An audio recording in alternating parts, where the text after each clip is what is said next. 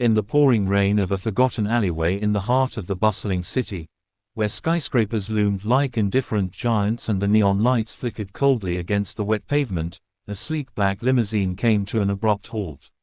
Alexander Harrington, the iron-fisted CEO of Harrington Enterprises, a man whose name alone could shift stock markets and shatter careers, stepped out impatiently, his polished shoes splashing into a puddle that mirrored his stern face. He was late for a board meeting that could seal a multi-billion-dollar deal, but something small and desperate blocked his path. A tiny girl, no older than 8, her clothes ragged and soaked, clutching a tattered umbrella that did little to shield her from the downpour.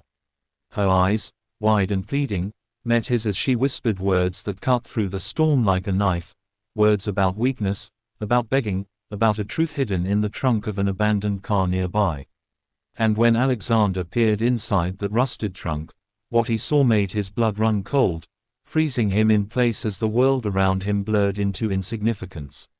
The girl's voice, though faint against the relentless rain, echoed in his mind long after that moment, pulling at threads of empathy he thought had been buried under layers of corporate armor.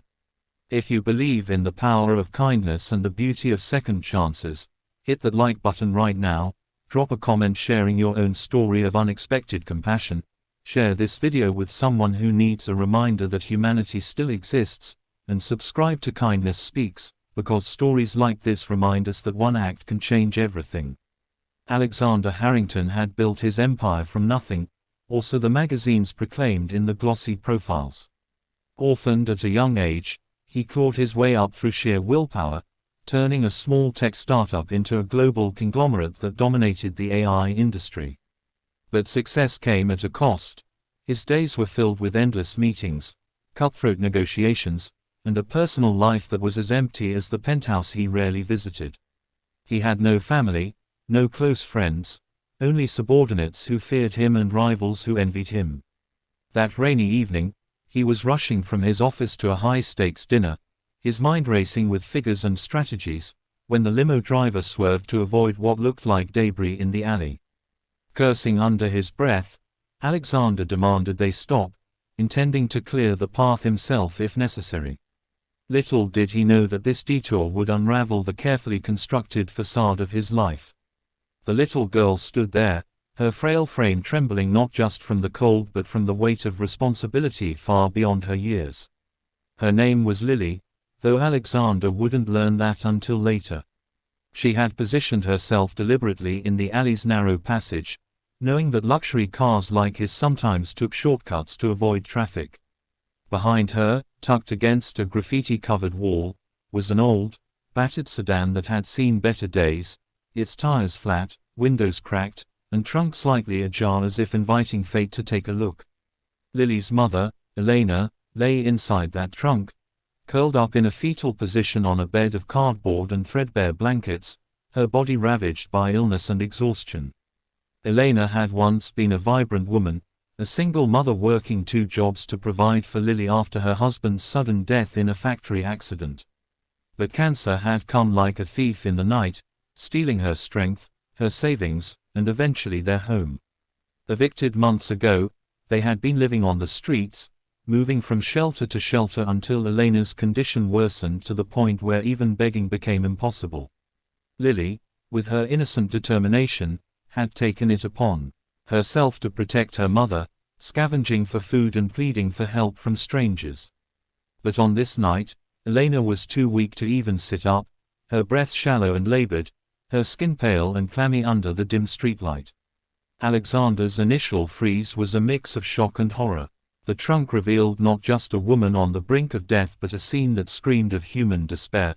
The faint smell of unwashed clothes mixed with the metallic tang of blood from Elena's recent coughs, a small backpack stuffed with Lily's few possessions, and a faded photograph of a happier time pinned to the lid. His mind raced back to his own childhood, fragments of memory he had long suppressed, his mother's frail form in a hospital bed, wasting away from a similar illness while he, a boy of 10, begged doctors for more time. The parallels hit him like a tidal wave, stirring emotions he hadn't felt in decades. He knelt down, ignoring the rain soaking his expensive suit, and gently touched Elena's forehead, feeling the fever that burned beneath her cold sweat. Lily watched him with wary eyes, her small hands clenched into fists, ready to defend her mother if this stranger proved unkind. But Alexander's voice, when he finally spoke, was soft, almost broken, as he called for his driver to summon an ambulance. In that moment, the CEO who commanded boardrooms found himself powerless against the raw vulnerability before him. As the sirens wailed in the distance, drawing closer like a promise of relief, Alexander's world began to shift. He stayed with them, holding Elena's hand as paramedics arrived and carefully lifted her onto a stretcher. Lily clung to his leg, her tears mixing with the rain, whispering thanks that pierced his heart. At the hospital, he used his influence to ensure Elena received immediate care, private room, top specialists, no questions about insurance or payment. The doctors diagnosed advanced lung cancer, metastasized and aggressive, but caught just in time for aggressive treatment to offer a fighting chance. Alexander paid for it all anonymously at first, telling himself it was a one-time act of charity to assuage his guilt. But as days turned into weeks, he found himself returning to the hospital, drawn by an inexplicable pull.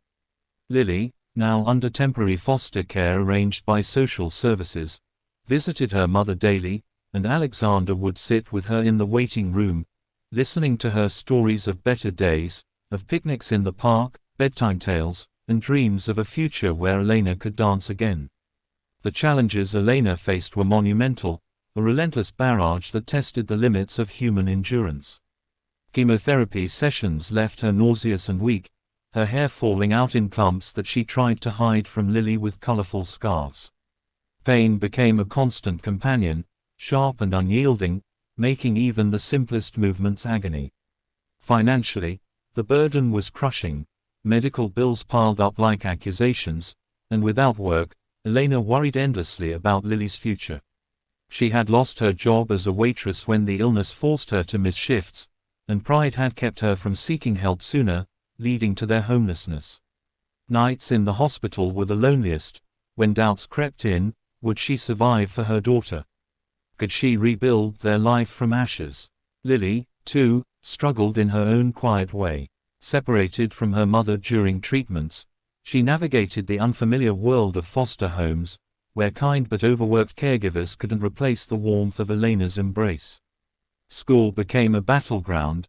Other children whispered about her ragged clothes and the rumors of her street life, making her withdraw into silence.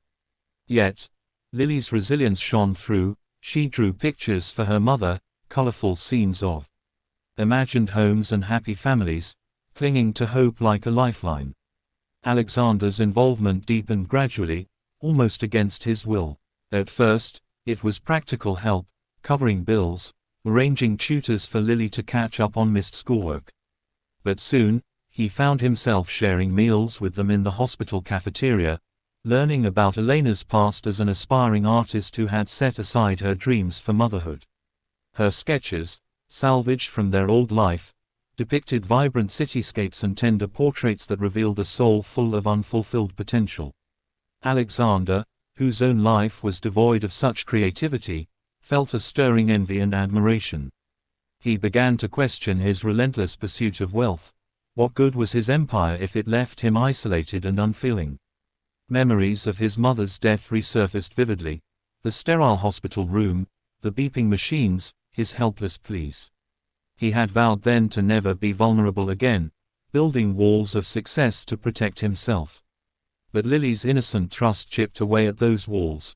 She would hold his hand during Elena's treatments, her small fingers reminding him of the boy he once was. As Elena's treatment progressed, glimmers of change emerged, slow and tentative like dawn breaking through clouds. The chemotherapy shrank the tumors, and with Alexander's support, Elena underwent surgery to remove what remained. Recovery was arduous, physical therapy to regain strength, counseling to battle the depression that had settled like fog. But in those sessions, Elena opened up about her fears, her regrets, and her unbreakable love for Lily. Alexander, attending some family meetings at Elena's invitation, shared his own story for the first time, his voice cracking as he admitted how his mother's loss had hardened him. It was cathartic, a release of pent-up grief that allowed him to see beyond his boardroom battles. He started making changes at work, implementing employee wellness programs, donating to cancer research, and even taking time off, unheard of for the workaholic CEO. Lily blossomed under stability. Enrolled in a better school with Alexander's help, she made friends and discovered a talent for art, much like her mother.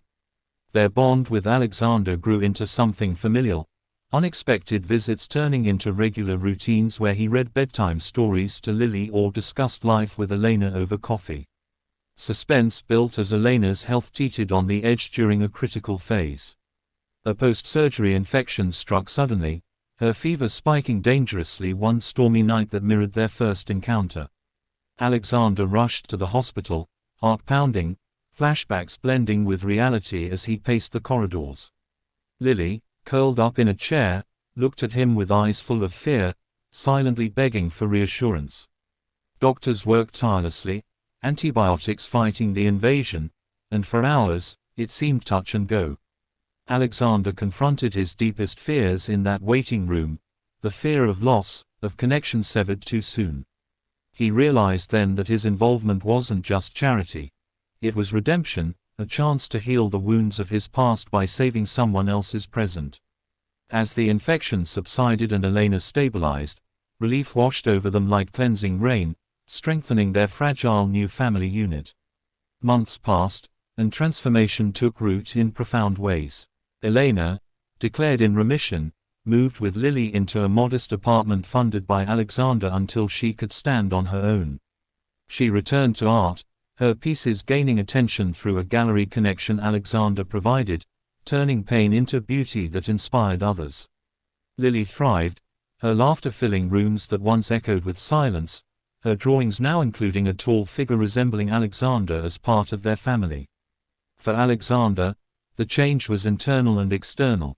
He stepped back from daily operations at his company, delegating to trusted teams while focusing on philanthropy.